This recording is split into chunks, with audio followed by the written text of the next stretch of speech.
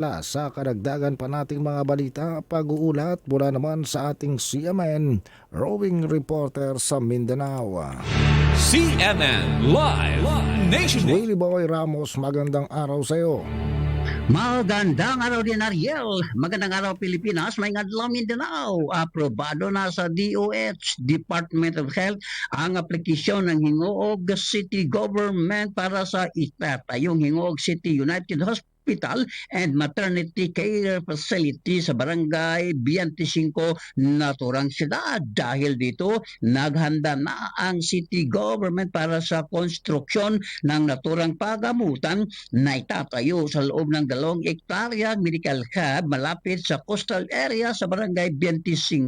Sinabi ni Dr. Jerome Magan, Health Committee Chairman sa Sangguniang Panglungsod, aabot sa inisyal na halagang 300 milyong piso ang magagasto sa hospital building, habang aabot pa sa halagang 600 milyong piso ang magagasto, kabilang na ang medical equipment at ang pagpapaunlad para sa medical hub, kung saan nasa loob ng pagamutan ang tanggapan ng PhilHealth at ang DSWD.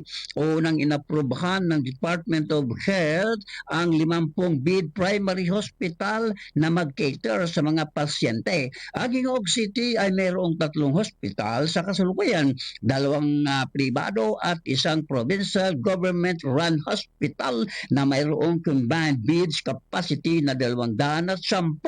Ang itatayong city-run hospital sa Hingoog City United Hospital and Maternity Care Facility, ayon pa kay Hingoog City Mayor Eric Cañosa, ay inaasahang makakadagdag pa sa bed capacity sa mga hospital sa Hingoog City. Well, Ramos sa Imaraw Reporter ng Mindanao Radyo Kalikasan Hingoog City Base, nagulatang live para sa CNN Pilipinas.